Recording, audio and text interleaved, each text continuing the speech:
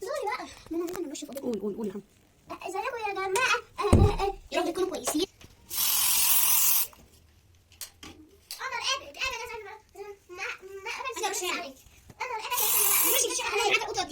مش ابدا هرش.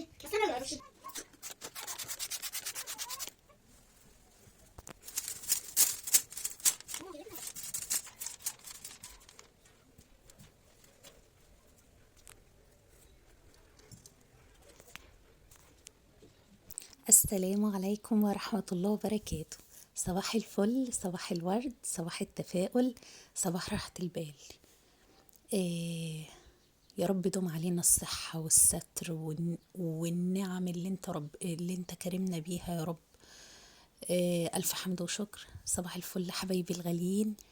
بادئين يومنا النهاردة بروتين خفيف كده ظريف. كان البيت الحمد لله مش متبهدل قوي، فمجرد بس ان انا قلت همشي فيه المكنسة، والكفرات بصراحة تحفة وفي الاستخدام ما شاء الله حلوة جدا، فقلت همشي بس المكنسة وهدي تطويقة كده بالشرشوبة في السريع كده. ألمع السيراميك وكده. بس حابة ان انا اقول لكم والله العظيم يا جماعة الف حمد وشكر على كل حاجة. الواحد كل يوم بيسمع حاجات وبيشوف احداث حواليه، بيحمد ربنا قوي قوي قوي على كل النعم اللي احنا فيها. وبجد والله الواحد لو فضل ليل ونهار يسجد شكر لله مش هيوفي، يعني مش هيوفي ذرة من النعم اللي ربنا كرمنا بيها. تنطيط ولادك حواليكي، صوتهم في البيت، صحتك ان انتي تقدري تقومي وتكملي وتعملي حاجة في بيتك وما تحتاجيش لحد. والله كل دي نعم كتيرة قوي قوي قوي. ألف حمد وشكر ليك يا رب عليها. يا رب دومها علينا نعمة يا رب، واحفظها من الزوال.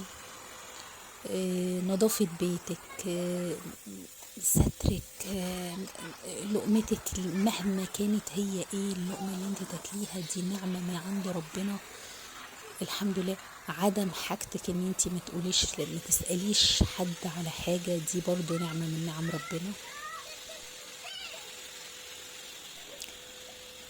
زي ما بقول لكم تنطيط ولادكم والله بالدنيا ان انت تشوفيهم قدامك بيتنططوا وفرحانين ومبسوطين باقل حاجه وابسط حاجه. الحمد لله ربنا يديم علينا نعمه دفى العيله يا رب، ويرزق يا رب كل مشتاق الذريه الصالحه يا رب، اللهم امين يا رب. ويحقق لكل واحد امنياته اللي بيتمناها، ويا رب ما تحرمنا من صحتنا ابدا ولا من لمة حبايبنا حوالينا. ألف حمد وشكر على كل حاجة يا رب. يومي النهاردة خفيف ظريف، مفهوش تفاصيل كتير، بس والله أنا قلت يلا الحمد لله صحية رايقة والحمد لله على كل شيء. فقلت لا أفتح الكاميرا مع حبايبي بقى، عشان أنا بصراحة بكسل الفترة الأخيرة وباخد مدة كبيرة كده ما بنزلش فيديوهات كتير، وطبعا ده حاجة مش كويسة. بصوا بقى هنا، عمر كان بيحاول يساعدني. عودوا ولادكم ان هم يساعدوك. انا يمكن بقول لكم الموضوع ده كتير قوي، بس والله العظيم الموضوع بيفرق جدا. هيحسوا بيكوا، هيحسوا بتعبكوا، هيتعودوا ان هم حتى لو كانوا ولاد اما ربنا يكرمهم ويكبروا بعد كده ويتجوزوا كده يساعدوا برضو زوجاتهم. يعني خلاص هو التعليم في الصغر كان نقش على الحجر بالظبط. والله المقولة دي فعلا صح قوي.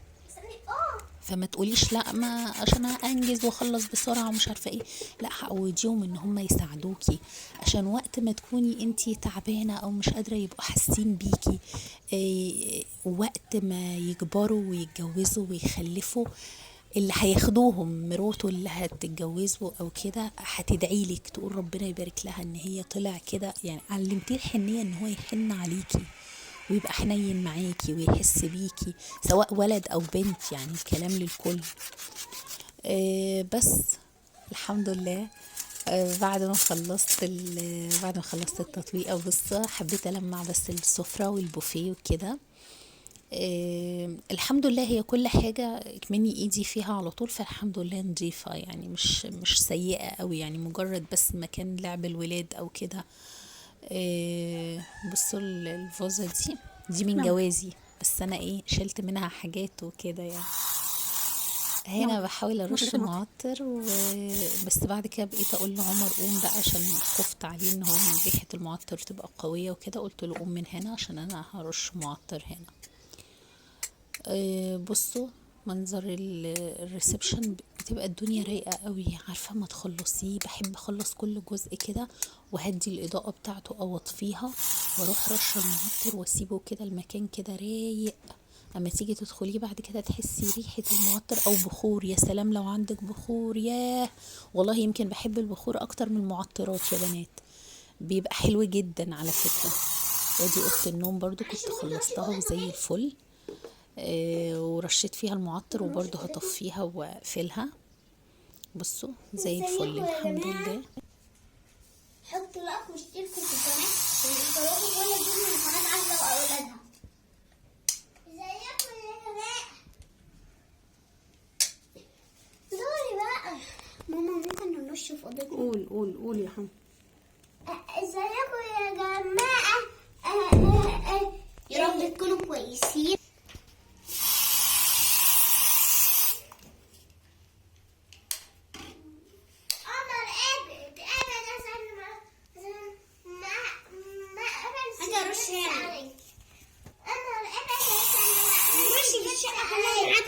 دي بس مش ابعد وانا هرش. بس انا اللي هرش. بصوا يعني الولاد حاولوا ينظموا على قد ما يقدروا. تمام، نظموا العابهم ورتبوها. مفيش غير شويه بازل بس محمد بيلعب بيهم. والبطانيه دي انا هغسلها، يعني انا سنداها عشان خلاص بقى الجو حرر، هغسلها واشيلها. تمام، وادي كده الشكل النهائي. ما احنا بنلم البانيو ونروح البحر وهنهيص في الصيف. بصوا منظر زي الفل. اوضتهم بصراحة هم شطار وبدأوا يحافظوا عليها ويخلوها نظيفة، وبجد تسلم ايديهم. بيساعدوني في كل حاجة زي ما شفت عمر ومحمد بيساعدوني. عمر بقى يفرش لي السجاد، ومحمد لم شوية البازل، وعمر لم باقي الألعاب، ورتبوا الدنيا كلها. ايوه تسلم ايديك انت. طبعا عمر حب يسلم عليكم، ومحمد برضو كان عايز يقول زيه يسلم عليكم. وانا بحاول اشجعهم لما يساعدوني في اي حاجة، بحاول اشجعهم فيها. بصوا ده بوريكم الخمار ده، انا دايما ببقى سنداه هنا قريب من باب الشقة، عشان لو في اي وقت مثلا الباب رن ولا حاجة تبقى في حاجة قريبة من ايدي يعني. وهنا وريتكم برضو المطبخ، كنت اديته تنظيفة حلوة قوي وكانت الدنيا رايقة. بحب ان هو يكون رايق وحلو كده قبل ما ابدأ اعمل اي حاجة فيه، يعني احضر غدا او حاجة. الحمد لله. بصوا كل حاجة الحمد لله زي الفل. الستارة اللي تحت الحوض كنت غسلاها ولسه مركبتهاش. ده بقى اسرع غدا في الكون، يعني حلو قوي وبجد طعمه لذيذ، والولاد عندي بيحبوه واحنا بنحبه يعني. فاللي هو اليوم اللي تعبانة او مكسلة او مستعجلة او كده، مكرونة بالصدق او باللحمة المفرومة بجد بتبقى حلوة قوي يا بنات. بنعمل عادي، بنحمر البصلة ونحط عليها الصدق ياخد تحميرة، واذا كان فلفل الوان، وبعدين انزل بالصلصة واكون سلقة المكرونة وبعدين انزلها فيها. بصوا الصلصة دي زادت معايا، طبعا هشيلها في الفريزر بعد ما تبرد، وهنا بسيبها لحد ما تاخد وتدي كده مع الصلصة. واشوفكم فيديو جديد على خير، ومع السلامة.